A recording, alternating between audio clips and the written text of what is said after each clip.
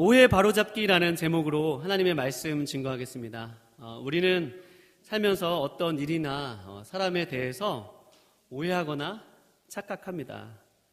보통 오해나 착각은 보는 것과 또 듣는 것과 관련이 깊습니다.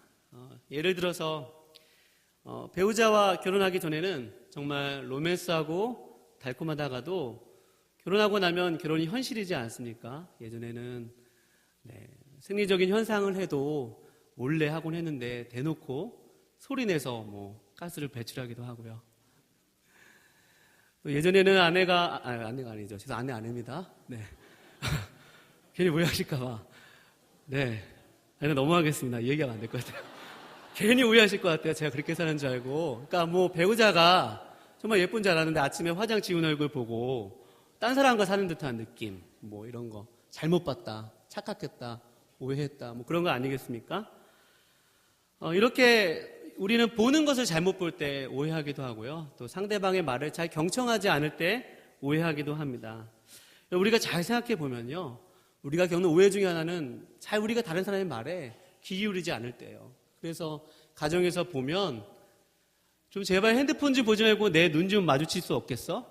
내 대화에 좀 집중해 주지 않겠어? 라고 하면서 상대방이 내가 얘기하는데 핸드폰을 만지작거린다거나 또 TV를 본다거나 또 다른 데를 보고 있으면 참 많이 기분이 나쁘죠. 오해합니다. 저 사람 나를 무시하고 있거나 나를 사랑하지 않는다. 또 직장에서 생기는 오해 중에 하나는요. 서로 전달사항을 서로 간에 소통이 안 됐을 때 오해합니다. 김 과장님 제가 분명히 얘기하지 않습니까? 분명히 말씀드렸는데 언제? 이렇게 언제 그런 얘기했냐고 하면서 서로 간에 잘 듣지 못할 때, 경청하지 못할 때 우리는 오해하고 또 착각하긴 합니다. 오늘 우리가 함께 읽은 본문에서도 우리 예수님에 대한 그런 오해가 있었습니다. 예수님께서 이제 고난당하시기 위해서 예루살렘으로 가는 길이셨는데요. 그곳에서 우리 같이 가던 우리 제자들에게 얘기했습니다. 오늘 본문 바로 앞절에 있습니다. 32절부터 34절 부분에 그 말씀이 있는데 내가 이제 예루살렘으로 올라가면 그들이 나를 죽이기로 결의하고 이방인들에게 넘겨줄 것이다. 그리고 그들은 나에게 침뱉고 능욕하며 채찍질하고 죽일 것이나 나는 3일 만에 살아날 것이다. 라고 주님이 제자들에게 말씀을 하셨는데 지금은 예수님은 제자들과 앞으로 당할 고난에 관해서 말씀하시는데 오늘 본문에 보면 35절에 세베대의 아들이었던 야고보와 요한이 예수님께 와서 조금 예수님 말씀하셨던 것과는 다른 엉뚱한 질문들을 합니다. 이런 말씀을 해요. 우리 같이 본 말씀에 보면 세베대의 아들 야고보와 요한이 주께 나와 여짜오되 선생님이여 무엇이든지 우리가 구하는 바를 우리에게 하여 주시기를 원하옵나이다. 지금 예수님은 십자가에 달려 돌아가신다고 정말 심각한 얘기를 하고 있는데 제자들은 잘 듣지 않고 있는 것입니다. 자기 얘기만 하고 있는 거예요. 여러분 우리 상대방과 이렇게 대화를 나누다 보면 막 자기 얘기만 하는 사람들 있잖아요. 막 듣지 않고 분명히 무슨 얘기를 했는데 전혀 논지와 흐름도 안 맞고 막 자기 얘기만 하는 사람도 있어요. 지금 야고보와 요한이 지금 그런 얘기를 하고 있는 것입니다. 무엇이든지 내가 원하는 것을 주님 들어주시기를 원합니다. 예수님 이 말씀 들었을 때 속이 상했을 것 같습니다. 그런데 우리 예수님 이들의 말을 무시하지 않으십니다. 잘 경청하세요. 그래, 내가 너희들한테 무엇을 하여 주기를 원하느냐 한번 말해보렴 했더니 오늘 본문 말씀에 보면 37절에 여짜오되 주의 영광 중에서 우리를 하나는 주의 우편에 하나는 좌편에 앉게 하여 주옵소서 라고 얘기하였습니다. 예수님은 이제 예루살렘에 가서 고난당하고 박해당하고 침뱉음당하고 모욕당하고 십자가를 진다고 말씀하여 주셨는데 제자들은 주님께서 영광 중에 오면 주님의 우리 중에 하나는 우편에 하나는 좌편에 앉게 해 주십시오. 하나는 영의정에 자의정에 국무총리 어떤 자리에 앉게 하여 주십시오. 라고 지금 요청하고 있는 것입니다. 그러나 예수님은 이들의 말을 또 무시하지 않으셨어요. 38절 말씀에 보면 잘 경청하십니다. 예수께서 이르시되 너희는 너희가 구하는 것을 알지 못하는도다. 무슨 말입니까? 그들이 지금 너희는 내가 지금 하는 말을 오해하고 있구나. 내가 너희에게 지금 3번씩이나 내가 장차 예루살렘에 가서 고난당하고 또 침뱉음 당하고 또 십자가에 질 것을 얘기하고 죽을 것을 얘기했지만 너희들은 내 말을 오해하는구나 라고 하면서 주님께서 말씀하고 있습니다. 여러분, 야고보와 요한은 지금 예수님의 말씀을 오해하고 있죠. 주님은 이제 십자가에 지러 가시는데 두 사람은 우리 제자들 중에 우리를 가장 높여주십시오. 우리를 가장 크게 해주십시오. 라고 하면서 자신들을 높여줄 것을 예수님께 요청하고 있습니다. 그러니까 누가 크냐고 지금 예수님은 지금 십자가 지러 가는데 누가 이 자리에서 가장 큽니까? 라고 하면서 누가 이 자리에서 서열이 가장 높습니까? 라고 하면서 예수님께 그 요청을 하고 있는 것입니다. 우리 부교육자들 중에서도 크기 논쟁이 있었습니다. 누가 가장 크냐? 누가 가장 큰 것 같으세요? 누굴까요? 하영태 전사가 제일 큽니다. 키가 제일 커요. 하영태 전사가. 키가 하영태 전사가 제일 크고 원래는 박성도 목사가 제일 컸는데 하영태 전사가 와서 다 이겨버렸어요. 그리고 박성도 목사님도 크고 이용희 목사님도 커요. 그래서 제가 우리 새로운 구역자들님도 오시기 전에는 항상 이렇게 올려봤어요. 이분들을.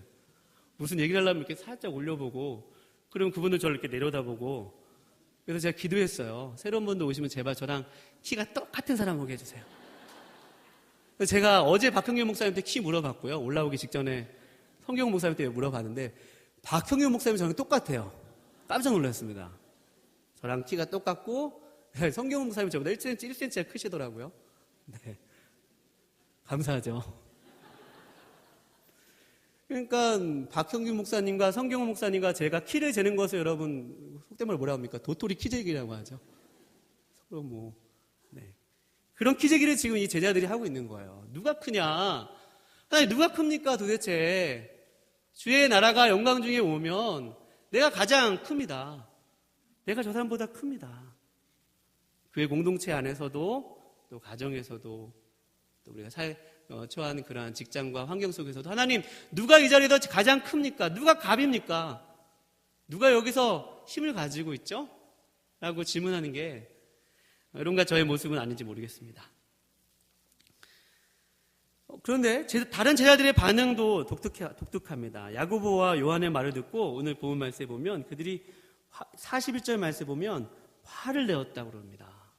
그러니까 요한과 야고보만 예수님의 말씀을 오해한 것이 아니라 예수님에 대해서 오해한 것이 아니라 거기 있었던 다른 10 제자들도 분노하였어요. 누가 그냥 잘 되는 거 보면 못 견디는 사람들이 있잖아요. 누가 잘 되는 거 보면 아주 배 아픈 사람들이 있습니다. 똑같은 거죠. 내가 더 큽니다. 분명히 도토리 키재기와 같은 그러한 키 논쟁일 텐데 내가 저 사람보다 더 힘이 세고 저 사람들보다 더 많이 가졌고 더 많이 배웠고 또 내가 저 사람들보다 교회도 오래 다녔고 또 내가 저 사람보다 높은 직분을 가졌고 내가 분명히 저 사람보다 이만큼 서열이 앞서 있어야 되지 않겠습니까? 라고 하면서 같이 화를 내고 있는 것입니다. 이렇게 야고보와 요한도 예수님에 대해서 오해했고 거기 있는 10 제자들도 예수님께 오해하고 항의를 했는데요. 우리도 생활 속에서 보면 이런 주님에 대한 오해를 참 많이 합니다. 그 주님에 대한 오해가 우리 예배당 문을 나가자마자부터 시작이 됩니다. 운전을 하다가 누군가 앞지르기를 하면 뭐가 막 튀어나오죠. 네. 막 험한 얘기가 나오기도 하고요. 또 내일 주일과 월요일 사이를 보내고 월요일날 출근하자마자 또 우리 삶의 현장 가운데 나가면 주님의 모습을 다 잊어버리기 쉽습니다. 또 우리가 신앙생활 할 때 보면 오늘날 교회에 만연한 것이 번영신학이죠. 만몬주의입니다. 예수를 믿는 것을 세상의 성공 도구로 여깁니다. 내가 신앙생활 잘하는 것은 내가 잘 되기 위해서 나의 자녀가 잘 되기 위해서 신앙생활을 하지 그 다른 이유가 첨가됐을 때 오늘 야고보와 요한처럼 예수님을 오해하는 것입니다. 그래서 야고보와 요한처럼 또 다른 제자들처럼 그렇게 예수님을 오해하는 것은 바로 예수님이 그렇게 여러 번 제자들에게 내가 이제 예루살렘에 가면 박해를 당하고 고난을 당하고 또 십자가에 못 박혀 죽을 것이다라고 얘기했지만 그들은 듣지 않았다는 것입니다. 아예 듣고자 하는 마음이 없었다는 것입니다. 한 귀로 듣고 한 귀로 흘렸다는 것입니다. 예수님 지금 엄청 심각한 말씀을 하고 계시는데 듣지 않는 것입니다. 여러분, 예수님께서 제자들이 이런 말을 할 때 그 마음속에 어떠셨을까요?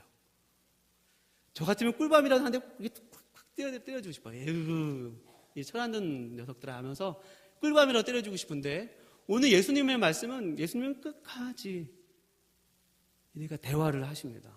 그들을 납득시키시고 또 그들 이해시키시고 그들에게 뭔가 믿음을 세워주시고자 끝까지 겸손한 마음으로 그들과 대화를 재개하시는 주님의 모습을 볼 수가 있습니다. 여러분, 예수님의 제자들이 그렇게 예수님에 대해서 오해했던 이유는 바로 예수님을 정치적 메시아로 생각했기 때문입니다. 로마 군대로부터 우리를 이 압제에서 벗어날 수 있는 그러한 정치적이고 영토적인 그러한 대통령과 같은 군주와 같은 그런 왕을 기대했기 때문에 그들이 주님이 지금 십자가를 지러 가시고 주님이 이제 고난을 당하신다고 하는 그 예수님의 모습이 자신이 생각했던 그런 메시아의 모습이 아니었던 것입니다. 그래서 그들은 주님이 옆에 계셔도 일부러 주님을 보지 않으려 했고 주님이 지금 계속해서 말씀하고 계셔도 귀를 닫고 있는 것입니다. 사랑하는 여러분, 우리가 예수님에 대해서 오해하는 것은 바로 우리가 주님의 말씀을 취사 선택하는 것임을 여러분 믿으시기 바랍니다. 주일날 말씀이 선포되어도 저 말씀은 내 마음에 와닿지 않는 말씀이라고 해서 일부러 듣지 않습니다. 교회에서 고난에 대해서 얘기하고 조금 참느라고 얘기하고 또 원수에 대해서 사랑하라는 얘기를 하면 그런 모습은 그런 얘기를 잘 듣지는 않습니다. 대신 내가 듣고 싶은 얘기만 듣습니다. 내가 보고 싶은 것만 봅니다. 내가 듣고 싶은 것만 보고 내가 보고 싶은 것만 보기 때문에 세상에 나가서도 듣는 것과 보는 것이 바뀌지 않으면 오늘 저는 깜짝 놀랐어요. 우리 청년부가 예수님처럼 어떻게 우리가 살 수 있을까? 예수님처럼. 그 예수님에 대해서 우리가 바르게 보고 또 바르게 듣지 않으면 여러분 예수님처럼 살 수 없으면 여러분 믿으시기 바랍니다. 우리가 이제 이번 주에 이제 고난주간을 보내면서 여러분 그 주님의 그 고난을 깊이 묵상하시기를 축원드립니다. 거기에 들려지는 그 고난의 말씀, 주님께서 걸어가셨던 그 길을 다시 한번 묵상하고 그 길을 우리가 지적으로 아는 것에서 우리의 이 가슴속까지 내려와서 우리의 손과 발로 이어지려면 우리 예배당을 나가서 우리 삶 속에서 그 주님을 바로 본 모습으로 바로 들은 모습으로 살아가려면 여러분과 제가 주님을 계속해서 묵상하고 바라보고 듣고 보아야 함을 여러분 믿으시기 바랍니다. 여러분 제가 예전에 예수원이라는 그러한 수도원에 간 적이 있습니다. 강원도에 있는 예수원이죠. 거기에 중보기도실이 있었습니다. 근데 그 중보기도실은 독특한 게 이렇게 창문이 나 있었는데요. 그 창문 모양이 참 독특하게 십자가 모양이었습니다. 제가 기도하다가 그 방에서 혼자 하다가 기도를 오래 한 것 같은데 시간은 잘 안 가고 그래서 눈을 뜨고 주위를 둘러보면서 창문을 봤는데 창문의 바깥에 비춰진 모습이 다 어떤 모양으로 보였겠습니까? 다 십자가의 모양으로 다 보인 것입니다. 창문이 십자가의 모양으로 나 있으니까 보는 세상이 다 십자가의 모양으로 보이더라고요. 아이고 그렇구나. 세상을 향해서 중보하는 것, 또 우리가 생활 속에서 살아가는 것, 그것은 바로 여러분과 저의 눈이 여러분 십자가의 모습으로 여러분 바라보시기를 축원드립니다. 그리고 십자가의 모습으로 본다는 것은 무엇입니까? 내가 주님께서 가르쳤던 그 모양 모습 그대로 나의 등에 십자가를 짊어지고 한 걸음 한 걸음 그 주님을 쫓아가는 것입니다. 우리가 만나는 사건 속에서 주님께서 십자가에 흘리시기까지 당하셨던 그 고난과 또 오래 참음과 그 사랑이 하나님 그것이 내 것이 되게 해주세요라고 하면서 그 사건과 모든 것들과 가치관들과 세계관들, 특별히 청년들 모든 사고방식들을 의도적으로 노력적으로 아주 애쓰면서 십자가의 모양으로 세상을 바라보아야만 합니다.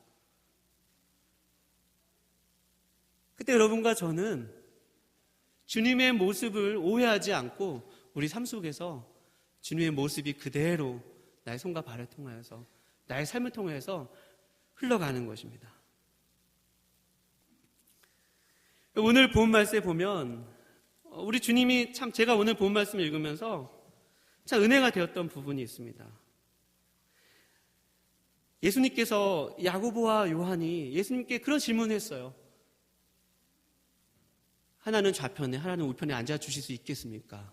그랬더니 예수님이 너는 내가 정말 너희가 구하는 것을 알지 못하는구나 라고 하면서 너희는 내가 마시는 잔과 또 내가 받는 세례를 너가 받을 수 있니? 그러니까 너는 내가 당하는 이 고난과 십자가를 받을 수 있니? 라고 했을 때 오늘 본문 말씀 39절 말씀에 보면 그들이 말하되 할 수 있나이다 라고 얘기해요. 지금 예수님에 대해서 오해하는데 할 수 있다고 합니다. 그랬더니 예수님께서 하시는 말씀이 40절 말씀에 보면 내 좌우편에 앉는 것은 내가 줄 것이 아니다. 누구를 위하여 준비되었든지 하나님께서 하신다는 것입니다. 사랑하는 여러분과 제가 세상 속에서 내 힘으로는 내 방법대로 내 의지대로 주님이 가셨던 그 길을 걸어갈 수 없습니다. 그러나 여러분 하나님이 우리를 도와주시면 여러분 믿으시기 바랍니다. 하나님이 도우십니다. 너무나도 신기하게도 야고보와 요한은 하나는 좌편에 하나는 우편에 앉겠다고 고백하는데 하나님이 이 고백을 받으셨다는 것입니다. 그들은 지금 자기가 하는 얘기가 지금 무엇인지도 모르고 우리 도토리 키재기식으로 내가 높은 권력에 앉겠다고 내가 그런 모습으로 주님을 쫓아가겠다고 믿음이 조금 연약한 모습으로 주님께 고백했지만 주님 그 고백, 우리의 부족한 고백, 우리의 부족한 믿음도 받으신다는 것입니다. 왜냐하면 12제자 중에 가장 먼저 순교한 사람이 바로 야고보입니다. 가장 먼저 목배임을 당한 사람이 야고보예요. 그리고 가장 나중에 순교를 당한 사람이 바로 사도 요한입니다. 그러니까 그들은 자기가 지금 무슨 말을 하지 않아도 그들은 하나님의 그러한 섭리하시고 인도하시고 믿음을 세워주시고 그 주님의 십자가를 통과하고 나서 그들은 결국 주님의 가장 먼저 12제자 중에 가장 먼저 그들의 고백대로 하나는 좌편에 하나는 우편에 십자가에 주님과 같은 모습으로 그렇게 순교하는 순교자의 삶을 살았다는 것입니다. 할렐루야. 그리고 여러분과 제가 얼마나 믿음이 연약해요. 여러분과 제가 얼마나 부족한 것이 많습니까? 우리의 눈은 십자가를 통해서 다시 세상을 새롭게 보아야만 합니다. 십자가를 통해서 우리의 귀가 다시 한번 그 고난의 말씀을 들어야만 합니다. 우리의 왜곡되고 또 어그러지고 비틀어진 우리의 시각과 그런 모든 것들, 우리의 삶의 패턴들과 우리의 악습관들이 있지만 여러분, 우리 주님이 여러분을 도와주시면 여러분 믿으시기 바랍니다. 야고보와 요한이 그 주님을 본 거예요. 주님이 인자가 온 것은 섬김을 받으려 함이 아니라 도리어 섬기려 하고 많은 사람을 위하여 자기 목숨을 대속물로 주려 함이라. 할렐루야. 주님이 그렇게 말씀하신 대로 꼭 그대로 그 길을 가시는 것을 눈으로 보았죠. 주님이 십자가에 달려 돌아가신 모습을 보았습니다. 그 주님이 말씀만 하시는 분이 아니고 그렇게 실제로 행하시는 분이시네 라는 그 주님을 만나고 나서 그들의 믿음이 점차적으로 다시 온전한 모습으로 회복되어지고 비로소 정말 그들의 부족한 고백이지만 하나는 주의 좌편에 하나는 우편에 이렇게 정말 주님의 좌편과 우편을 지키는 그런 제자가 되었던 것입니다. 사랑하는 여러분, 이번 고난주간을 보내시면서 여러분 어떻게 보내시겠습니까? 어떻게 우리가 바라보는 세상을 십자가로 바라보시겠습니까? 여러분, 다른 사람을 좀 평소보다 너그러운 마음으로 대하시기 바랍니다. 우리를 박해하는 사람을 향하여서 같이 박해하기보다 여러분 오래 참으시기를 축원드립니다. 여러분 또 선으로서 악을 이기시기 여러분 축원드립니다. 내가 주님이 나를 사랑하신 것 같이 나의 옆에 있는 그런 배우자와 또 직장의 동료들과 나의 사람들을 주님이 나를 얼마나 사랑하셨는지를 생각하면서 그 사람을 사랑하며 그 십자가의 길을 걸어가신 주님의 이름으로 축원드립니다.